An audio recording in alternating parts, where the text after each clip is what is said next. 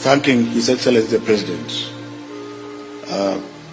William Samoei Arap Ruto, for having assured us severally that CBC is going nowhere and that we shall be working around to ensure that it survives. And I think this was brought about by the fact that we are all aware.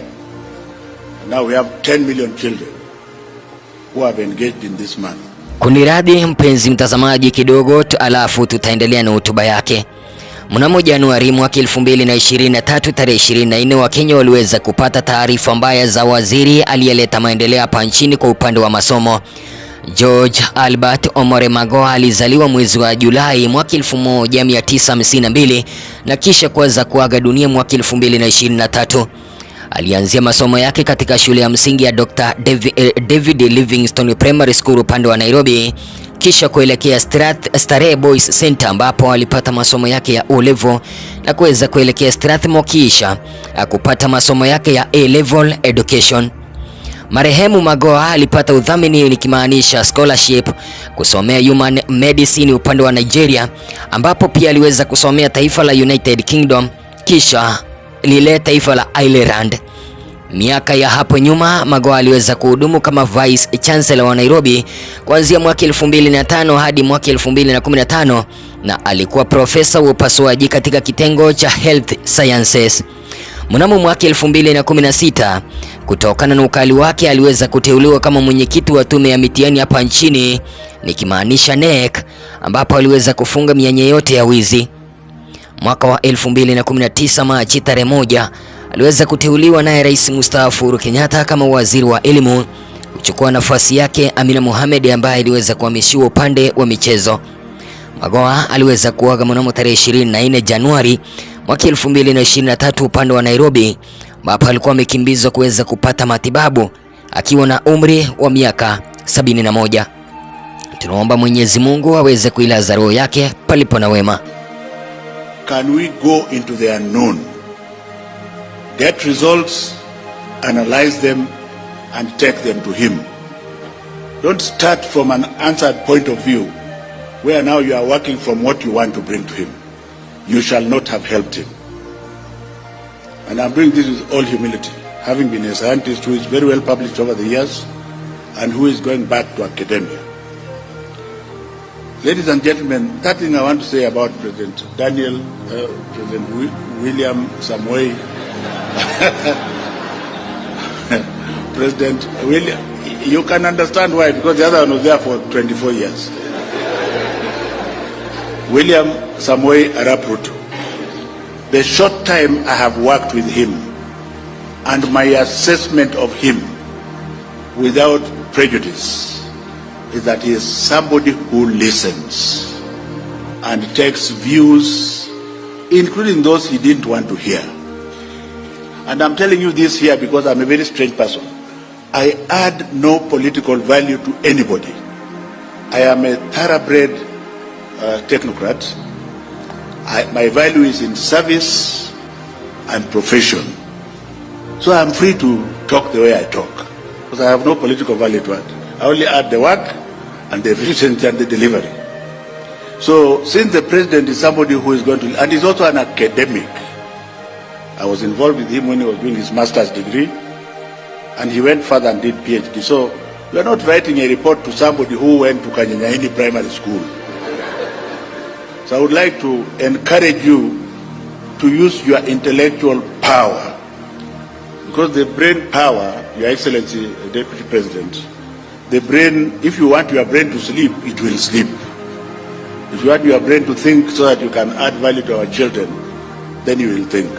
So I'm hoping that, I don't want to pronounce myself more than that in the basic education sector, because my sentiments are known, and it is not my intention to repeat them here.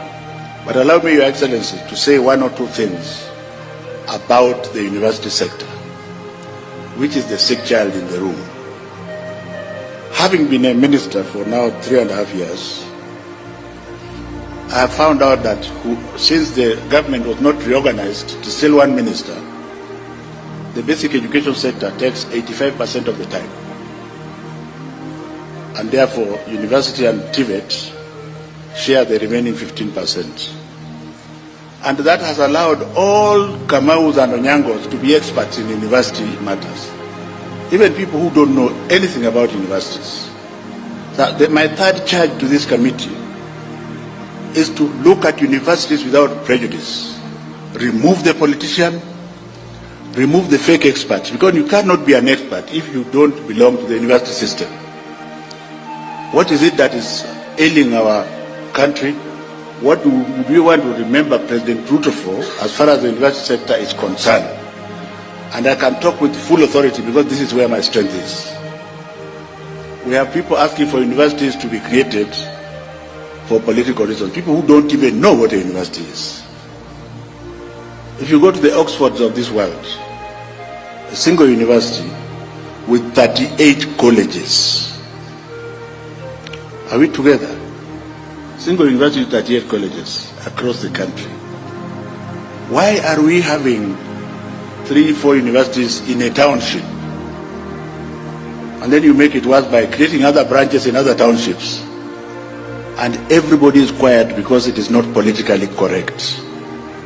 I think His Excellency President William Samoei Ruto has given you the opportunity as the technocrats to pronounce yourself on this matter.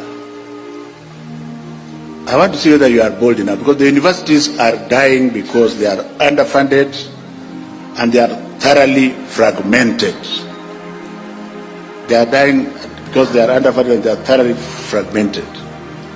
The only university that I know is the University of Nairobi, and my Vice Chancellor is here, Professor Itai Kiama. Thank you very much. The others are also trying to get there. But do we then pull down the University of Nairobi and Moi University to another level to be the same as Kanyanyaini University, where I come from? So if you are bold enough, you might give His Excellency the President good enough advice. If you are politically correct, you will just be a statistic. And I think it is good for me to say so, Professor Munavo, because you are a university person, but I don't know whether you are still bold enough. Because what the President wants, as I end, Your Excellency, I have always believed when I was the Vice Chancellor, that my best advisors were the ones who told me things I didn't want to hear.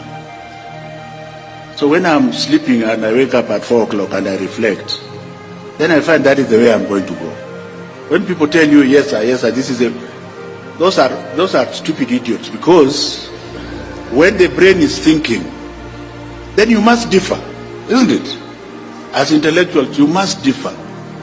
So I think the President has given you an opportunity to reform the university sector. A lot of investment, finally, Your Excellency, has been put in the Tibet sector. The last charge as an outgoing minister to this committee, what are you going to do in order to change the mindset of our people?